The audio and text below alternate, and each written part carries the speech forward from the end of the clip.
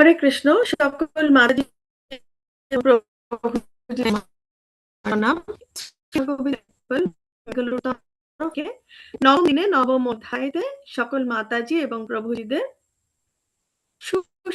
শ্রী শ্রী রাধা জি কি জয়।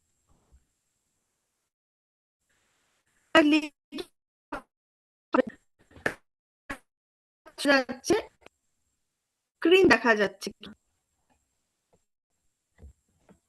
আজকে মনে হচ্ছে নেটওয়ার্কটা খুব ভালো, যেন আমার একজন মেসেজে পাঠাবেন, চ্যাট বক্সে লিখে শোনা যাবে। ভালো শোনা যাচ্ছে না। এখন আমার স্ক্রিন অফ করে দেওয়ার পরেও কি ভালো শোনা যাচ্ছে না?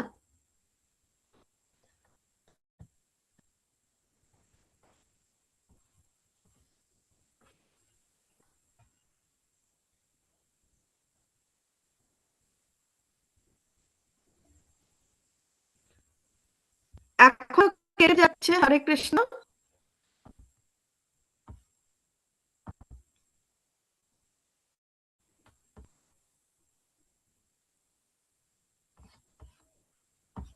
হরে কৃষ্ণ, আর একবার মেসেজ করবেন।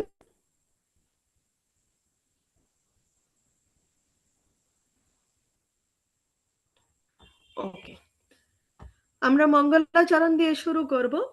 ওম অজ্ঞান তিমিরন্ধস্য জ্ঞানাঞ্জনশলাকয়া চক্ষুরুন্মিলিতং येन तस्मै श्रीगुरुभ्ये नमः।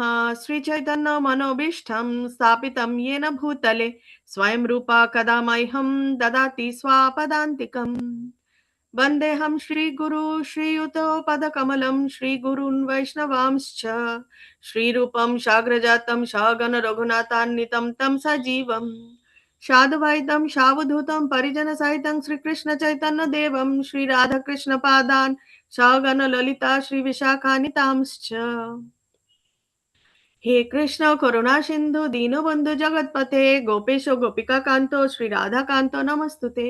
तप्त कांचन गौरांगी श्री राधे वृंदावनेश्वरी वृषभानुसुते देवी प्रणमामि हरिप्रिये। वाञ्छा कल्पतरुभ्यश्च कृपा सिन्धुभ्येव च पतितानां पावनेभ्यो वैष्णवेभ्यो नमो नमो।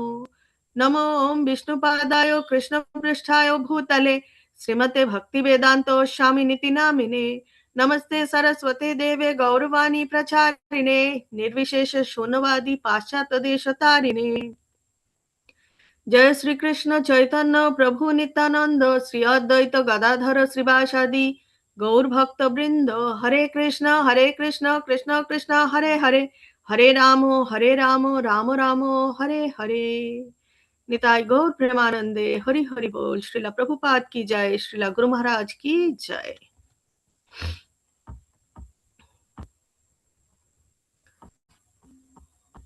अच्छा, কিছু ওপেন হয়ে গেছে। আরে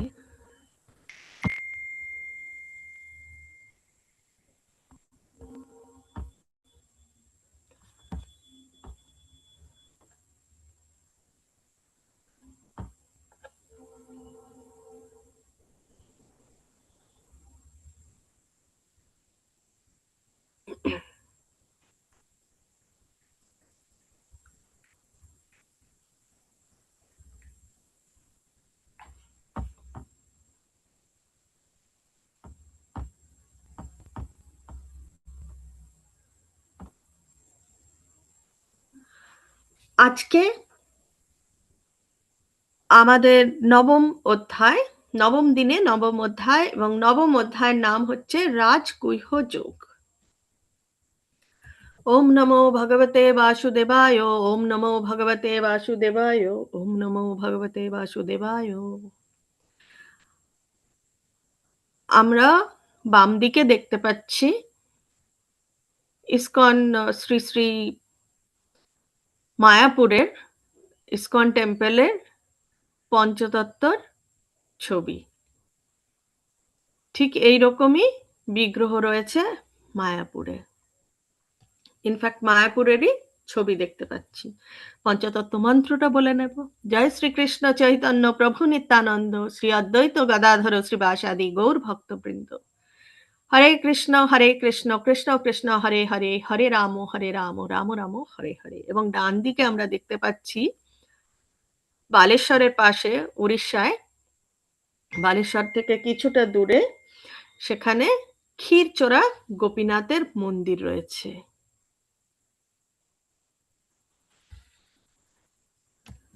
শ্রী শ্রী গোপীনাথ জি কি জয়।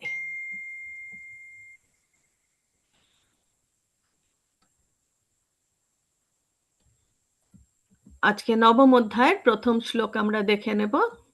श्रीभगवानुवाच इदं तु ते गुह्यतमं प्रवक्ष्याम्यानुषुववे ज्ञानं विज्ञानसंहितां यज्ञात्वा मोक्ष्यसे शुभात्। श्रीभगवानुवाच इदं तु ते गुह्यतमं प्रवक्ष्याम्यानुषूयवे ज्ञानं विज्ञानसहितां याज्ञात्वा মোক্ষ্যাসে শুভাৎ। পরমেশ্বর ভগবান বললেন, হে তুমি নির্মৎসর বলে তোমাকে আমি পরম বিজ্ঞান সম্বন্ধে সবচেয়ে গোপনীয় জ্ঞান উপদেশ করছি। সেই জ্ঞান প্রাপ্ত হয়ে তুমি দুঃখময় সংসার বন্ধন থেকে মুক্ত হও। তাহলে আজকে ভগবান যে জ্ঞান দেবে, এটা হচ্ছে সব থেকে বড় সিক্রেট, সব থেকে বড় গোপনীয় জ্ঞান। এবং সেই জ্ঞান লাভ করে অর্জুনকে বলছেন সংসারের বন্ধন থেকে মুক্ত হতে। অর্জুনকে বলছেন মানে কলিকালের জীব আমাদের বলছেন আসলেই ভগবান। ভগবান বলছেন, রাজা বিদ্যা রাজা গুহ্যম পবিত্রম ইদম উত্তমম প্রত্যক্ষ্বা গমম ধর্ম্যম সুসুখম কর্তুমব্যয়ম। রাজবিদ্যা রাজগুহ্যম পবিত্রম ইদমুত্তমম প্রত্যক্ষাবগমম ধর্ম্যম সুসুখম কর্তুমব্যয়ম। এই জ্ঞান সমস্ত বিদ্যার রাজা, সমস্ত গুহ্য তত্ত্ব থেকে গুহ্যতর, অতি পবিত্র এবং প্রত্যক্ষ অনুভূতির দ্বারা আত্ম উপলব্ধি প্রদান করে থাকে, এবং এটাই হচ্ছে প্রকৃত ধর্ম। এই জ্ঞান অব্যয় এবং সুখ সাধ্য। আমরা এখানে বিভিন্ন রকমের জ্ঞানের সিঁড়ি দেখতে পাচ্ছি। প্রথমে দেখতে পাচ্ছি সামাজিক জ্ঞান, তারপরে আয়ুর্বেদিক জ্ঞান, তার উপরে রয়েছে জ্যোতিষশাস্ত্রীয় জ্ঞান, তার উপরে বিজ্ঞানের জ্ঞান, এবং সব থেকে ওপরে সেটা হচ্ছে ভগবদ গীতার জ্ঞান। কারণ এই ভগবদ গীতা হচ্ছে আমাদের জীবনের নির্দেশিকা। এখন কথা হচ্ছে, আমরা যদি স্কুলে ভর্তি হওয়ার পরে আমরা যদি ক্লাসে ঠিকমতো অধ্যয়ন না করি, তাহলে কি হয়? তাহলে আমরা পরীক্ষায় সঠিক ফলাফল আনতে পারবো না, এবং সেই ফলাফল ঠিকঠাক আনতে না পারলে আমাদেরকে ওই একই ক্লাসে পরের বছর আবার গিয়ে বসতে হবে। তো ঠিক সেই রকমই আমরা 84 লক্ষ যোনি পার করে, ভ্রমণ করে, যোনির পর যোনি, যোনির পর যোনি ভ্রমণ করে আমরা এই সুদুর্লভ মানব জন্ম পেয়েছি। এবং আমরা যদি এই মানব জন্ম পাওয়ার পরে আমাদের এই মানব জন্মের উদ্দেশ্যটা কি, জানা যে আমি কে, ভগবান কে, এবং আমার সাথে ভগবানের সম্পর্ক কি, সেটা হবে। এবং সেটা জানার পরে ভগবানের ভক্তিতে গুরুগম্ভীর হতে হবে। এবং যদি গুরুগম্ভীর না হই ভক্তিতে, তবে আমাদের কি হবে? ওই যে যেরকম শিশুটা স্কুলে অ্যাডমিশন নেওয়ার পরে ঠিকমতো পড়াশোনা না করলে আবার একই ক্লাসে যেতে হয়, তো আমাদেরকে আবার ভ্রমণ করতে হবে এই জন্ম মৃত্যু জরা ব্যাধির চক্রের মধ্যেই, বারংবার ভ্রমণ করতে হবে, আবার অন্য কোনো এক যোনি ভ্রমণ করতে হবে। আশ্রদ্ধাধনः পুরুষা ধর্মস্য পরন্তপ अप्राप्य मम निवर्तन्ते मृत्यु संसार वर्तमनि। अश्रद्धा धनः पुरुषा ধর্মাস্যাস্য পরন্তপ অপ্রাপ্যামম নিবর্তান্তে মৃত্যু সংসার বর্তমানি।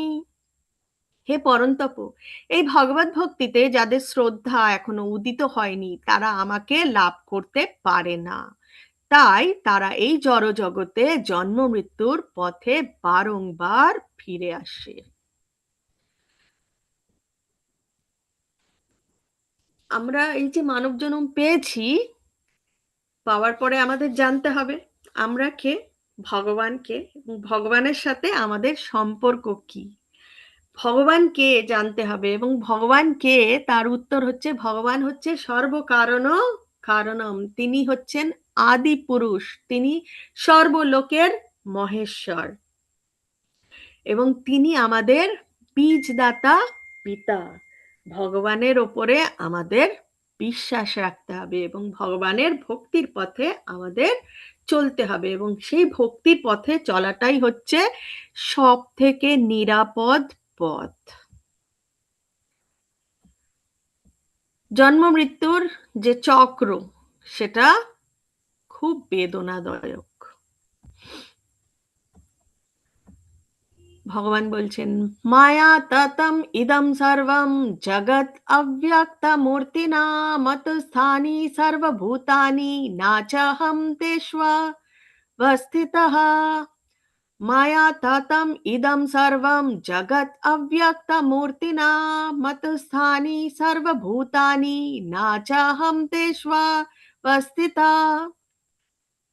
অব্যক্ত রূপে আমি সমস্ত জগতে ব্যক্ত আছি, সমস্ত জীব আমাতেই অবস্থিত, কিন্তু আমি তাতে অবস্থিত নেই। তাহলে ভগবান বলছেন, আমরা গতকাল দেখেছিলাম সেই মণিগুলো, যে মুক্তগুলো দিয়ে যে মুক্তের হার, এবং সেই মুক্তের হারটা কিসের ওপরে? মুক্তের হারটা হচ্ছে যে ভেতরে যে সুতোটা রয়েছে সেই সুতোটার উপরেই কিন্তু সেই মুক্তগুলো একসাথে, মুক্তগুলোকে ধরে রাখা হয়েছে এবং তারপরেই সেই মালাটা তৈরি হয়েছে। তো ঠিক যেমন দেখা যায় না, তো এখানেও ভগবান আবার বলছে যে আমি অব্যক্ত রূপে রয়েছি। তো সমস্ত জীব কিন্তু ভগবানের উপরেই অবস্থিত, কিন্তু ভগবান তাতে অবস্থিত নেই। তাহলে ভগবানকে জানলে, ভগবান কে সেটা বুঝতে পারলে, যদি আমরা বুঝে থাকি, তাহলে আমাদের হরে কৃষ্ণ মহামন্ত্র অবশ্যই করা উচিত। হরে কৃষ্ণ কৃষ্ণ কৃষ্ণ হরে হরে, হরে রাম রাম রাম হরে হরে। নিরন্তর আমাদের নিরন্তর ভগবানের কথা শ্রবণ করতে হবে, কীর্তন করতে হবে এবং ভগবানের স্মরণ করতে হবে, যার জন্য বলা হয়েছে শ্রবণম কীর্তনম বিষ্ণু স্মরণম।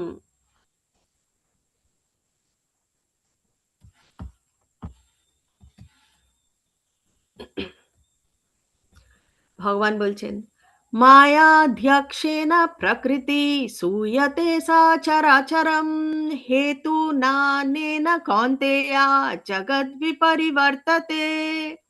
হে কন্তেয়, আমার অধ্যক্ষতার দ্বারা জরা প্রকৃতি এই চরাচর বিশ্ব সৃষ্টি করে। প্রকৃতির নিয়মে এই জগৎ পুনঃ পুনঃ সৃষ্টি হয় এবং পুনঃ পুনঃ ধ্বংস হয়। তাহলে ভগবানের থেকেই কিন্তু এই বিশ্বের সৃষ্টি, এবং ভগবানের ইচ্ছে অনুযায়ী সৃষ্টি হয় এবং তার ইচ্ছে অনুযায়ী ধ্বংস হয়। আমরা দেখেছি সত্যযুগ ছিল, সত্যযুগ চলে গেছে, ত্রেতা যুগ ছিল, ত্রেতা যুগও চলে গেছে, দ্বাপর যুগ ছিল, সেটাও চলে গেছে ধ্বংস, এবং এখন কলিযুগ চলছে। কলি মানে কলহ, চারিদিকেই কলহ, কলহ ছাড়া কিছু নেই। কিন্তু তার মধ্যে সব থেকে বড় আশীর্বাদ ভগবানের হচ্ছে, সব থেকে বড় দয়া ভগবানের হচ্ছে যে কলিকালে আমাদের কঠিন কিচ্ছু করতে হবে না। আগে যেরকম কঠিন কঠিন মন্ত্র পাঠ করে যজ্ঞ করা হতো, আগে যেরকম কঠিন তপস্যা করা হতো সত্য যুগে, তারপরে যেরকম কঠিনভাবে পুজো অর্চনা করা হতো দাপর যুগে, অত কিছু কঠিন নেই। আমাদের শুধু হরে কৃষ্ণ মহামন্ত্র বললেই আমরা উদ্ধার হতে পারি। হরে কৃষ্ণ, কৃষ্ণ কৃষ্ণ হরে হরে, হরে রাম, রাম রাম হরে হরে। তো এখানে দেখাচ্ছে সর্বলোক মহেশ্বরম, যতগুলো জগৎ রয়েছে, শুধু ইহ জগৎ নয়, যতগুলো জগৎ, 14টা প্ল্যানেটারি সিস্টেম রয়েছে, হ্যাঁ, সবের মহেশ্বর হচ্ছে ভগবান শ্রীকৃষ্ণ নিজেই।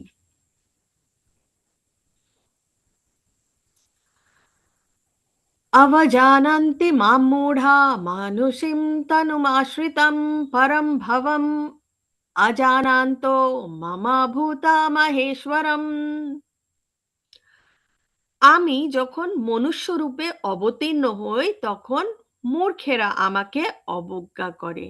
এখানে আমরা খুব সম্ভবত এখানে শিশুপালের ছবি দেখতে পাচ্ছি আর কি, যে ভগবানকে অবজ্ঞা করতো সব সময়। তাই বলা হচ্ছে যে যখন ভগবান মনুষ্য রূপে অবতীর্ণ হয় তখন মূর্খেরা ভগবানকে অবজ্ঞা করে।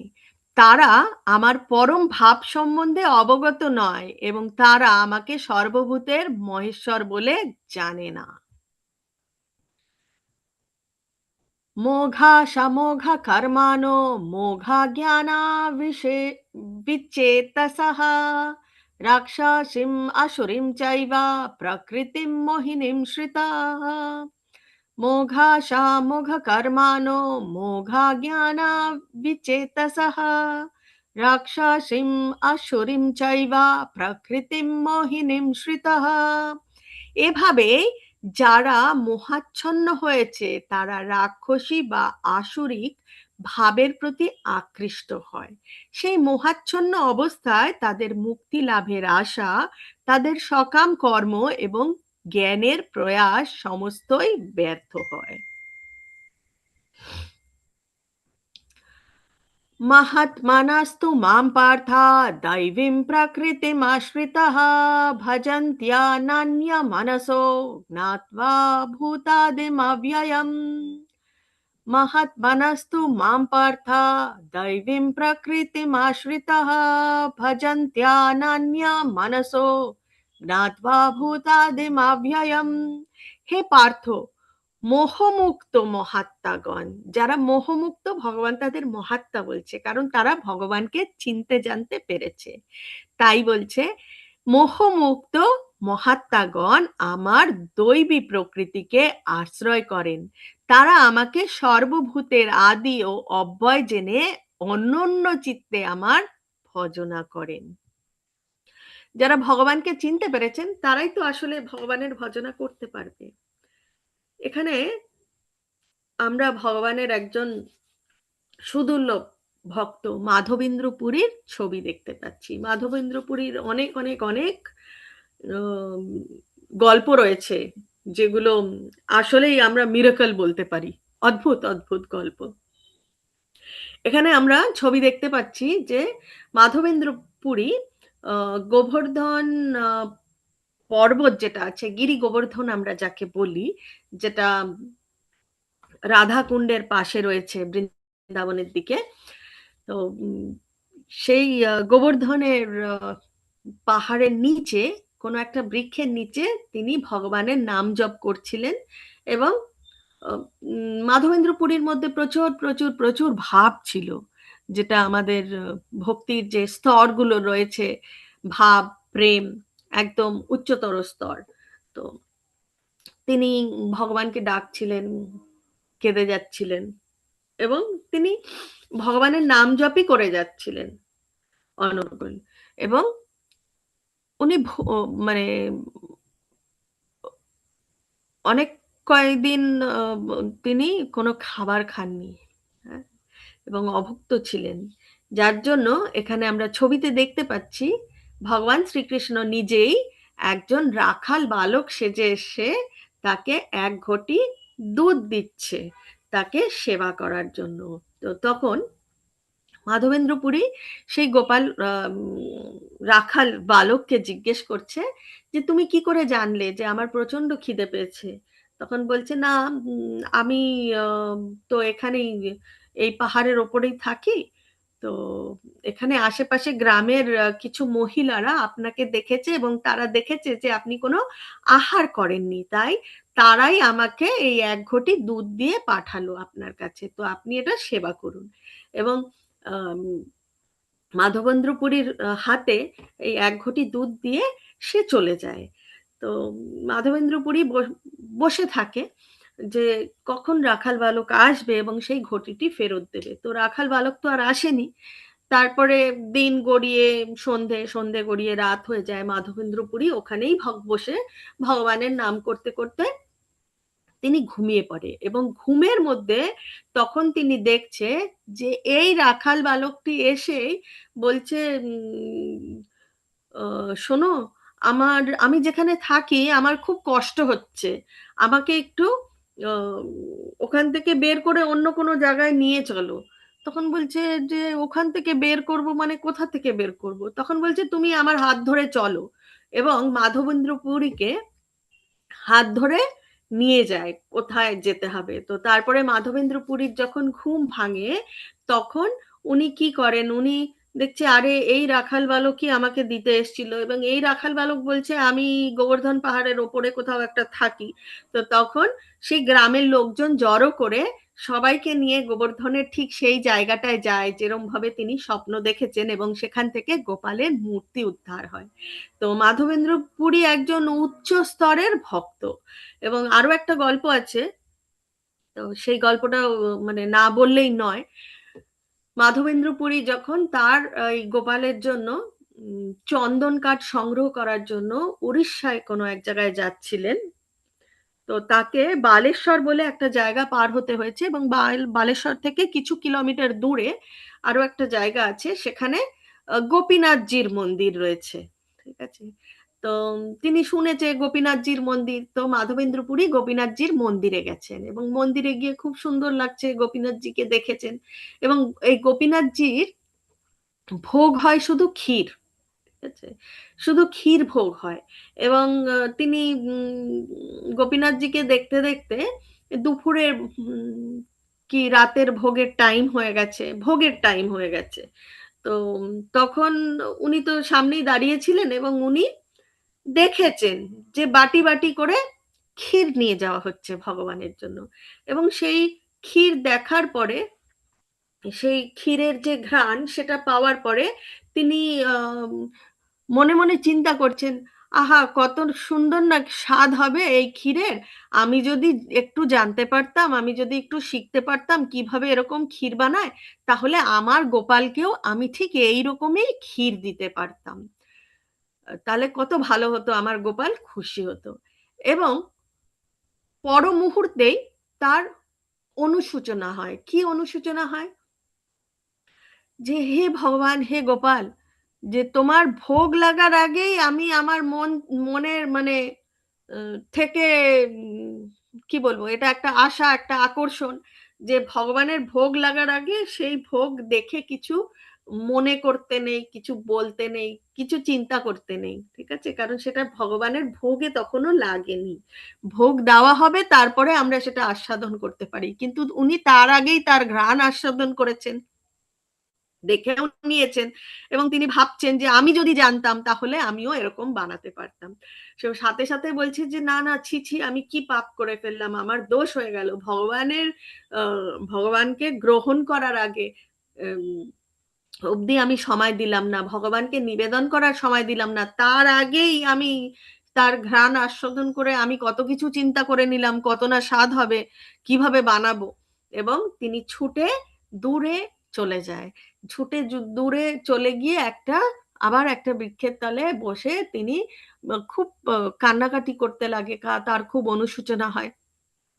এবং তারপরে তো যাই হোক, ওইখানে গোপীনাথজির মন্দিরে ভোগ লেগেছে। ভোগ লাগার পরে আম, ভোগ আরতি কীর্তন হয়েছে। তারপরে একে একে ভোগ সরানো হয়েছে, অনেক অনেক অনেক বাটি বাটি করে ক্ষীর দেওয়া হয়, কোনো হিসাব নেই, প্রচুর প্রচুর বাটি।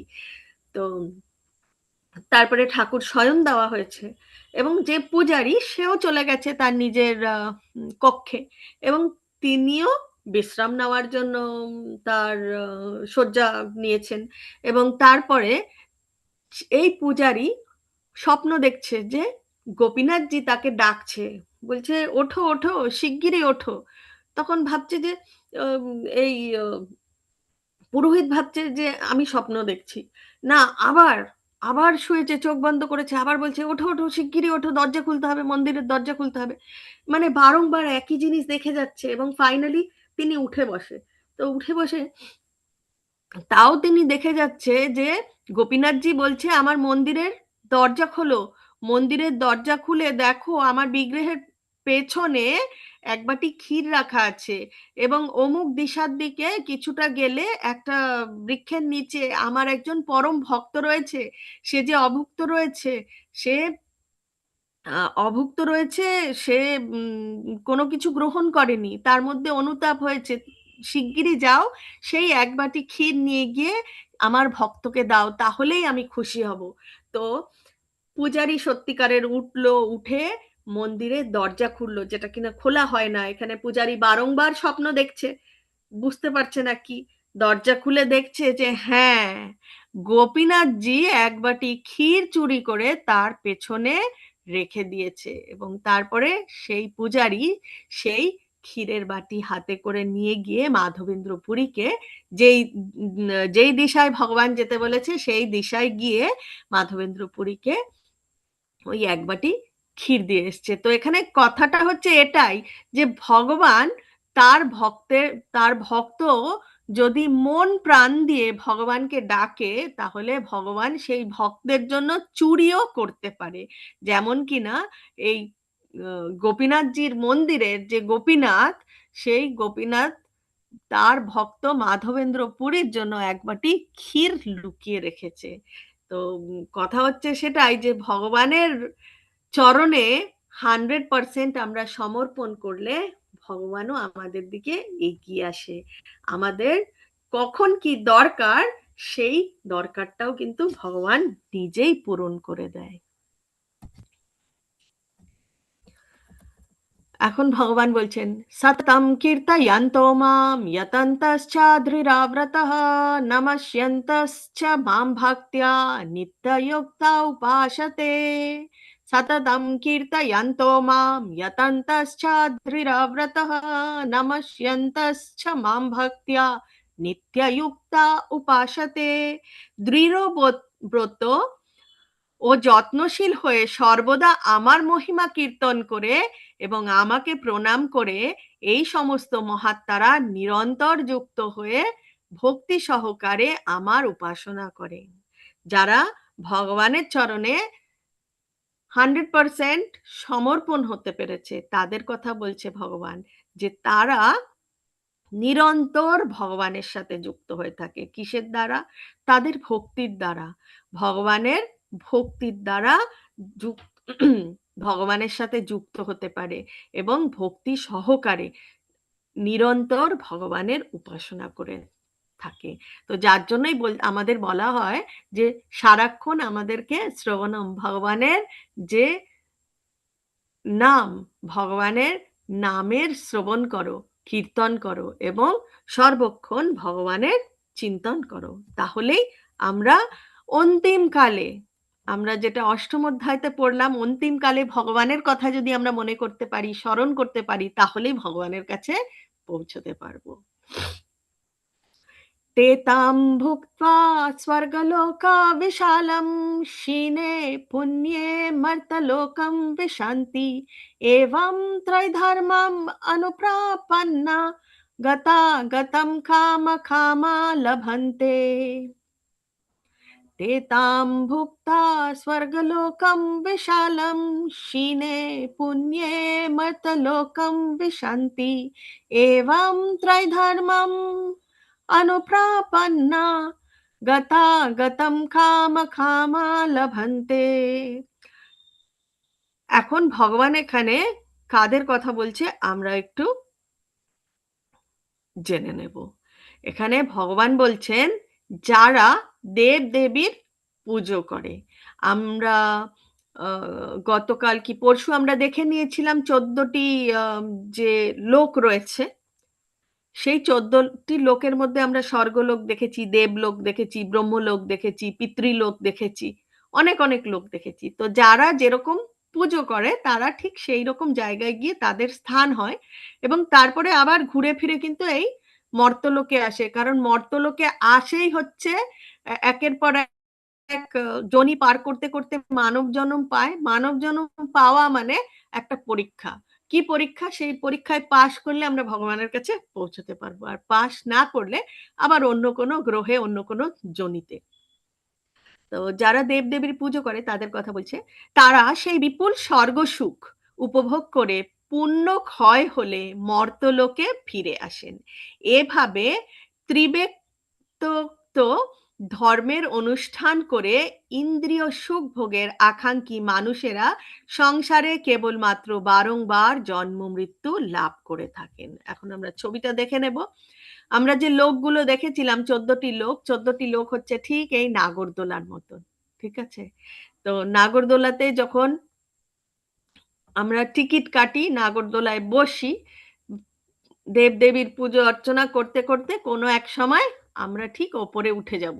ওপরে উঠে এইখানের আনন্দটা উপভোগ করব, এবং সময় শেষ হলে আমাদের যে পুজো অর্চনার যে পুণ্য যতটুকু অর্জন করা হয়েছে সেইটুকু শেষ হলে আবার ফিরে সেই মর্তলোকেই আসতে হয়।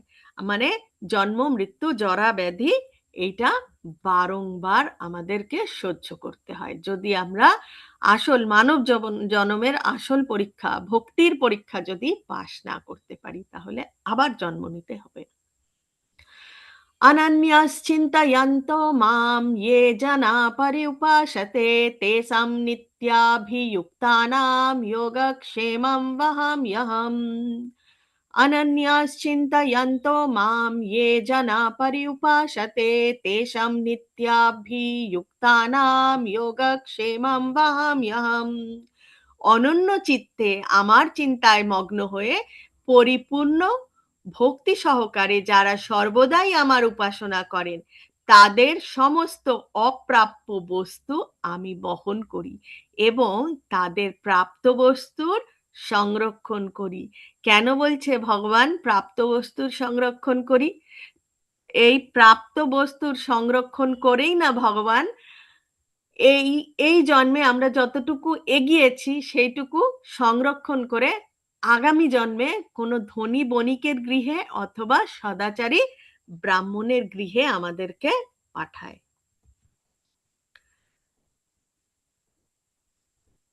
তো ভগবানের ভক্তের প্রতি যে ভাব, যে ভালোবাসা, সেটা আমরা বিভিন্ন জায়গায় দেখতে পারি। আমরা মাধবেন্দ্র পুরীর গল্প দেখলাম, দুইবার, একবার এসে এক ঘটি দুধ দিয়ে গেল, আর একবার পূজারীকে দিয়ে ক্ষীর পাঠালো। এবং এখানে আমরা দেখতে পাচ্ছি ভগবানের যে সখা সুদামার গল্প আমরা, এটা নতুন কোনো গল্প নয়, কৃষ্ণ সুদামার গল্প সবাই জানে, যেখানে কিনা সুদামা মানে পরবর্তীতে, ছোটবেলায় তো সখা ছিল, পরবর্তীতে কি ছিল, পরবর্তীতে খুব খুব খুব খারাপ অবস্থা ছিল, এবং সুদামা যখন খুব কষ্ট চলছে তখন সুদামার পত্নী তাকে ভগবান শ্রীকৃষ্ণর সাথে দেখা করতে বলেছেন যে দেখো, আহ আহ, তোমার যে সখা কৃষ্ণ সে তো রাজমহলে থাকে, আর আমাদের কি অবস্থা, আমাদের কিছু মানে পেট ভরে খাবো যে সেই অবস্থাও নেই, একবার গিয়ে দেখা করে এসো। তো সুদামা কিন্তু সেই আগের মতন, আগে কৃষ্ণকে যেরকম ভালোবাসতো সেই রকম ভালোবাসা নিয়েই ভগবানের রাজমহলের সামনে গেলেন, এবং দ্বাররক্ষীরা যখন তাকে ফিরিয়ে দিতে যায় তখন ভগবান শ্রীকৃষ্ণ দৌড়ে দৌড়ে আসে, এখন তারপরে বলে যে না না, এই সত্যিকারের আমার বন্ধু, এবং আমরা ছবিতে দেখে নেব অতিথি সৎকার। ঠিক আছে, সুদামা যেহেতু অতিথি হয়ে এসছে, তো সুদামার যে মানে পা অবধি ধুইয়ে দিচ্ছে ভগবান। তো ভগবানকে যে যেরকম ভালোবাসে ভগবান তার ভালোবাসা কিন্তু সেই রূপেই ফিরিয়ে দেয়। এখানে কিন্তু ভগবান একজন রাজকুমার হিসেবে ব্যবহার করছে না, যদিও তাকে ভিখারির মতন দেখতে সুদামা ছিল, তার কাপড় চোপড়ের অবস্থা, তার পা মানে কি কঠিন অবস্থা ছিল, তা সত্ত্বেও ভগবান কিন্তু নিজেই তার চরণ ধুইয়ে দিচ্ছে। এখন ভগবান বলছেন, यन्ति देवा व्रता देवन् पितॄन् यन्ति पितृव्रतः भूतानि यन्ति भूजा भूतेज्या यन्ति माध्यजिनोऽपि माम् यन्ति देवा व्रता देवन् पितॄन् यन्ति पितृव्रतः भूतानि यन्ति भूतेज्या यन्ति माध्यजिनोऽपि माम्। দেবতাদের উপাসকেরা দেবলোক প্রাপ্ত হবেন, পিতৃপুরুষদের উপাসকেরা পিতৃলোক লাভ করবেন, ভূত প্রেত আদির উপাসকেরা ভূতলোক লাভ করেন এবং আমার উপাসকেরা আমাকেই লাভ করেন। অতএব ভগবান হচ্ছে এই 14টা গ্রহ লোকের ওপরে, 14টা লোকের ওপরে বিরজা নদী এবং তার ওপরে হচ্ছে ভগবানের স্থান।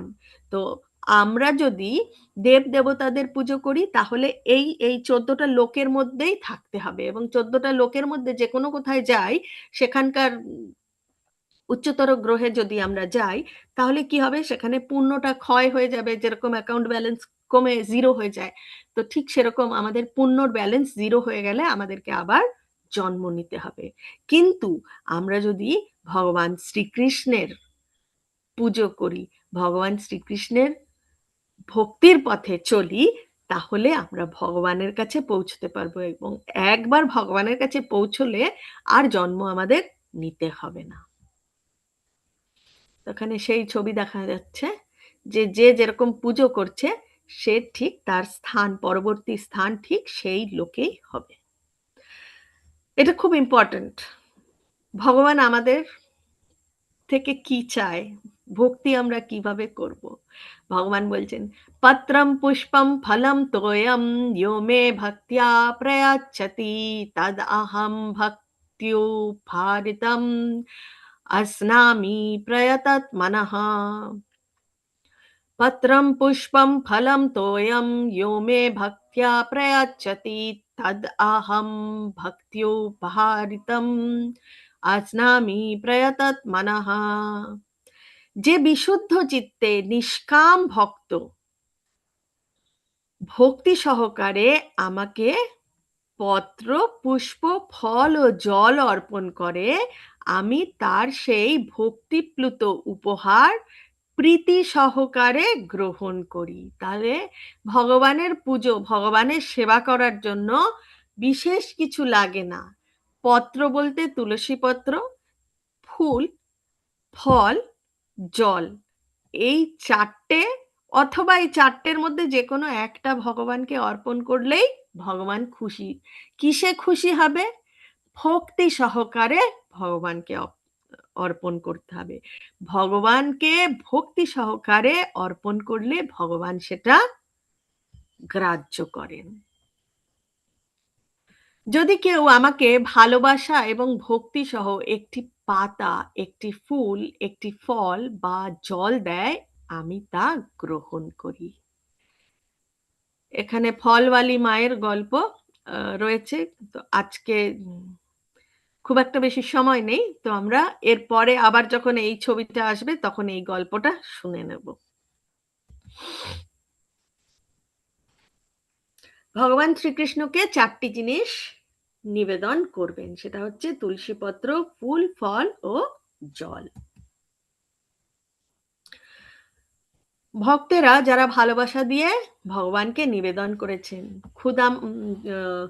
সুদামা ভগবানের জন্য খুতের, কেউ বলে খুতের নাড়ু নিয়ে গেছিল, কেউ বলে খুতের পায়েস নিয়ে গেছিল এবং সেটা ভক্তি সহকারে নিয়ে গেছিল, ভগবান গ্রহণ করেছেন।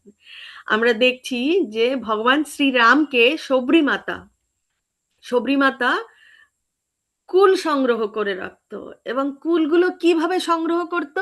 অত্যন্ত ভক্তি। কিরকম ভক্তি? মানে একটি মাতা তার শিশুকে যেরকম ভাবে ভালোবাসে, স্নেহ করে, ঠিক সেই রকম ভাবে। কেন? কুলগুলো যে সংগ্রহ করছে, উনি একটা একটা কুল অর্ধেক খেয়ে খেয়ে দেখছে, যদি মিষ্টি হচ্ছে তাহলে সেই এক কামড় খাওয়া কুলটাই সে সংগ্রহ করছে, আর যদি কামড়ে দেখছে টক তো সেই কুলটা ফেলে দিচ্ছে। কেন?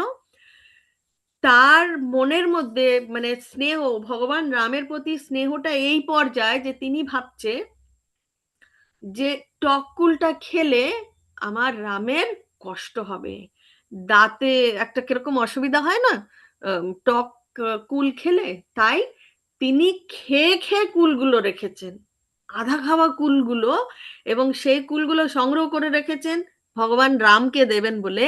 এবং সেই যে মাতৃ স্নেহ, যে আহা আমার সন্তানের দাঁতে কষ্ট হবে, তো যার জন্য মানে এই স্নেহটা ভগবান খুব সুন্দরভাবে অ্যাকসেপ্ট করেছেন, যার জন্য সেই খাওয়া সবরি মায়ের এঁঠো কুলগুলো ভগবান গ্রহণ করেছেন। এবং তৃতীয় নম্বর ছবিতে আমরা দেখতে পাচ্ছি গজেন্দ্র। গজেন্দ্রর গল্প আমাদের আগামীতেও আছে, পুরো গল্পটা আমরা তখন জেনে নেব। গজেন্দ্র যখন তার মানে মৃত্যুর সাথে লড়ছে, কারণ আমরা দেখতে পাচ্ছি একটি কুমির তার পাটা কামড়ে ধরে আছে, রক্তাক্ত চারিদিক। এবং তখন গজেন্দ্র স্তুতি, তিনি গজেন্দ্র স্তুতি অর্পণ করে ভগবানকে। এবং তখন ভগবান গরুরের ওপরে বসে ছুটে আসে গজেন্দ্রর কাছে, এবং সেই দেখে সেই যে জলাশয়, সেই জলাশয় থেকে তার সুর দিয়ে একটা পদ্ম ফুল তুলে ভগবানের কাছে অর্পণ করছেন। যে এদিকে মৃত্যুর সাথে পাঞ্জা লড়ছে, পায়ে প্রচন্ড ব্যথা, হ্যাঁ কুমির কামড়ে ধরে রেখেছে, এবং 1000 বছর যুদ্ধ হয়েছে গল্পে আছে। এবং সেই অবস্থায় মানে ব্যথা হচ্ছে প্রচন্ড, কিন্তু তাও ভগবানকে স্মরণ করছে এবং ভগবানের কাছে একটি পদ্ম ফুল নিবেদন করছে।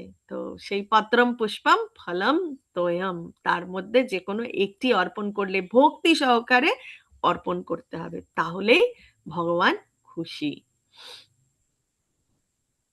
ভগবানকে ভোগ দেওয়ার পরে আমরা যেটা পাই সেটাই হচ্ছে প্রসাদ। এসি ভক্তি বেদান্ত স্বামী শ্রীলা প্রভুপাদ ইসকনের প্রতিষ্ঠাতা আচার্য বলেছেন, কৃষ্ণ অভক্তের হাত থেকে কিছু গ্রহণ করে না। কেন তিনি গ্রহণ করবেন? ভগবানের কি খিদে আছে? ভগবানের কোনো খিদে নেই, ভগবানের কোনো খাবারের প্রয়োজন নেই, তিনি শুধু ভক্তি গ্রহণ করেন, এইটুকুই। এটাই হচ্ছে মূল কথা, যে ভগবান ভক্তের থেকে শুধু ভক্তি চায়। তাই একজনকে এই মানব জন্ম পাওয়ার পরে অবশ্যই একজন ভক্ত হতে হবে। এবং প্রসাদ কি? প্রসাদ আমরা কেন প্রসাদ গ্রহণ করব? বলা হয়েছে আমাদের মনকে পরিশুদ্ধ করতে এবং ভক্তিতে অগ্রসর হতে আমাদের যে মস্তিষ্ক, সেই মস্তিষ্কের সূক্ষ্ম কিছু টিস্যু আছে, সেই টিস্যুগুলোকে বিকাশ করার জন্য আমাদের প্রসাদ গ্রহণ করতে হয়। আমরা দেখতে পাচ্ছি খুব সম্ভবত শ্রীলা প্রভুপাদ বেগুন ভাজা বানাচ্ছেন ভগবানের জন্য। ভগবান বলছেন, ইয়ৎ করোসি ইয়ৎ আসনাসি यज्जुहोषि ददासि यत् यत् तपस्यासि कौन्तेय तत् कुरुष्व मदर्पणम्। यत् करोषि यद् अश्नासि यज्जुहोषि ददासि यत् यत् तपस्यासि कौन्तेय तत् कुरुष्व मदर्पणम्। হে কন্তেয়, তুমি যা অনুষ্ঠান করো, যা আহার করো, যা হোম করো, যা দান করো এবং যে তপস্যা করো, সেই সমস্তই আমাকে সমর্পণ করো। তাহলেই কি হবে? আমরা এই জরা জগতের বন্ধন থেকে মুক্ত হতে পারবো। समोहं सम्मोहं सर्वभूतेषु नामे द्वेष्योऽस्ति न प्रियः ये भजन्ति तुमं भक्त्या मयि तेषु चाप्यहम्। सम्मोहं सर्वभूतेषु नामे द्वेष्योऽस्ति न प्रियः ये भजन्ति तुमं भक्त्या मयि तेषु चाप्यहम्। আমি সকলের প্রতি সমভাবাপন্ন।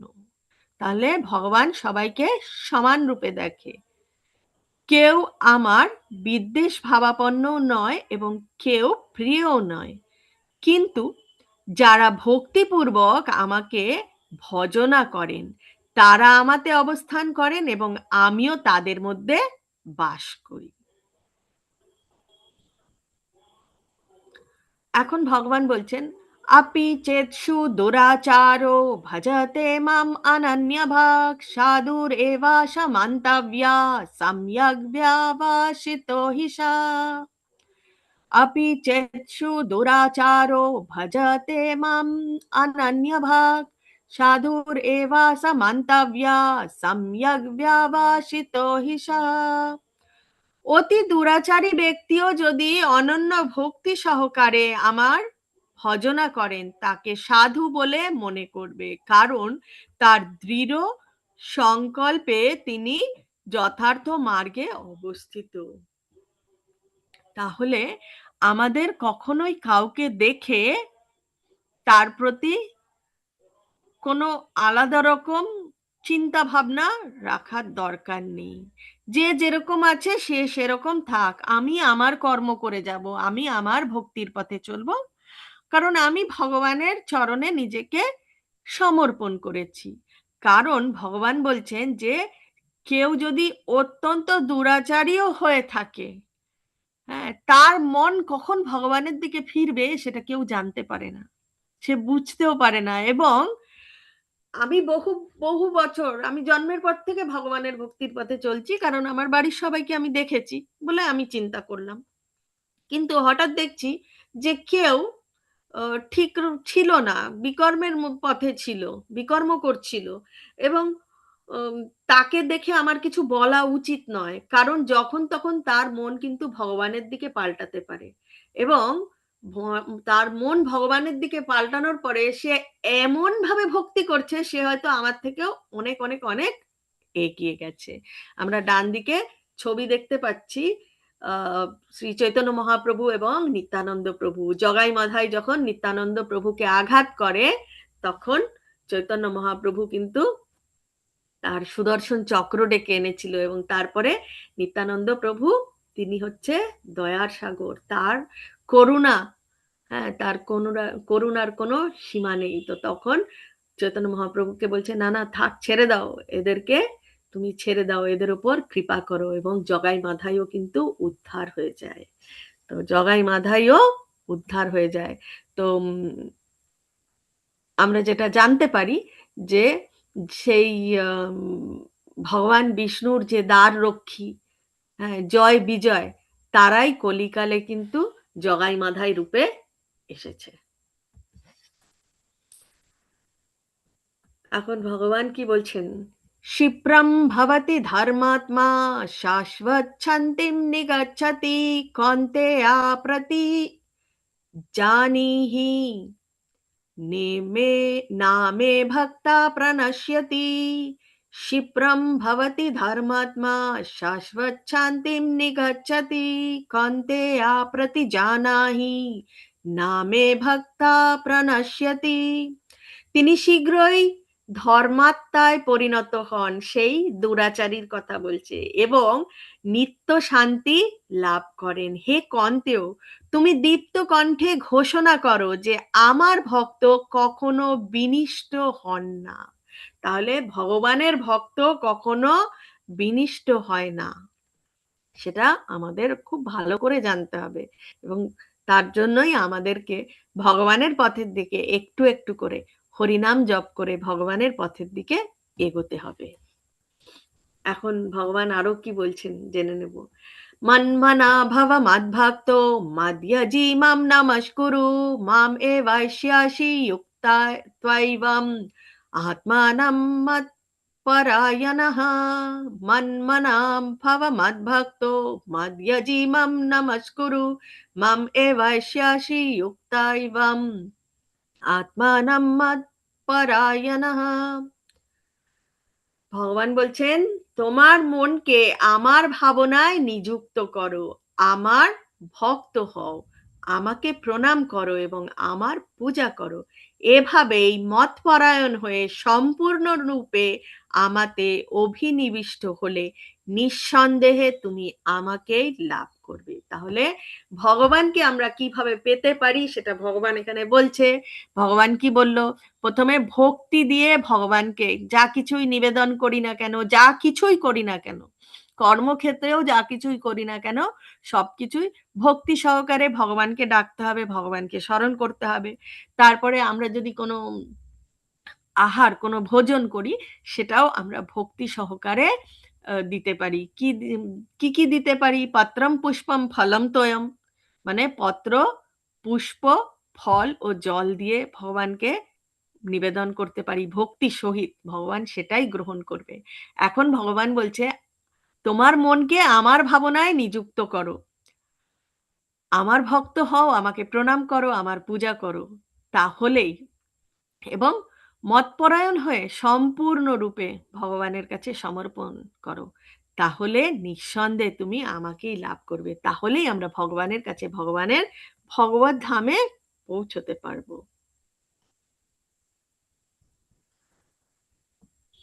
এখানে বলা হচ্ছে ঈশ্বরের সাথে, ঈশ্বরকে, পরমেশ্বরকে, ভগবান শ্রীকৃষ্ণ, এবং ঈশ্বরের সাথে আমাদের একটি সম্পর্ক আছে। সেই সম্পর্কটা কি? ভগবান আমাদের বীজদাতা পিতা, আমরা ভগবানের অংশ, এবং সেটাই হচ্ছে সব থেকে, বিশ্বের সব থেকে বড় সম্পর্ক, যে ভগবান আমাদের বীজদাতা পিতা এবং আমরা ভগবানের অংশ। এবং ভগবানের অংশ হলে আমাদের গৃহ কোথায়? ভগবানের কাছে, ভগবানের ভগবত ধামে। এবং ভগবানের ভগবত ধামে, যেটা আমাদের আসল গৃহ, সেখানে পৌঁছানোর জন্য আমাদেরকে সর্বদা হরিনাম সংকীর্তন করতে হবে। এবং সেই হরিনাম সংকীর্তন কি? হরে কৃষ্ণ কৃষ্ণ কৃষ্ণ হরে হরে, হরে রাম রাম রাম হরে হরে। এটাই হচ্ছে আমাদের জীবনের একটাই কাজ, একটাই ইম্পর্টেন্ট কাজ। আর অন্য সবকিছু তো রয়েছে, অন্য সবকিছু চলবে, যেমন চলছে তেমন চলবে। কর্তব্য করতে হবে, আমরা জরা জগতের কলিকালের জীব, আমরা সংসারে রয়েছি, সংসার ধর্মে থাকতে হবে, আমাদের কর্তব্য করতে হবে, কিন্তু সেই পদ্মপাতার মতন আমাদেরকে স্থিতপ্রজ্ঞ হতে হবে, স্থিত ধীর হতে হবে, এবং পদ্ম পাতার মতন আমরা সংসারে থাকব। সেই পদ্ম পাতা জল ধরে রেখেছে কিন্তু নিজেকে ভেজাচ্ছে না, ঠিক আছে? আমরাও ভিজবো না, কোনো রকম কোনো জাগতিক কোনো কিছুতেই আমরা জড়াবো না, কর্ম কর্তব্য করে যাব ভগবানকে স্মরণে রেখে। ঠিক আছে? তো আমাদের ক্লাস এই অবধি আজকের, এবং আমি এখন প্রশ্ন উত্তরের জন্য প্রস্তুত। আমি আনমিউট অপশন অন করব, আপনারা একে একে হ্যান্ড রেজ করুন।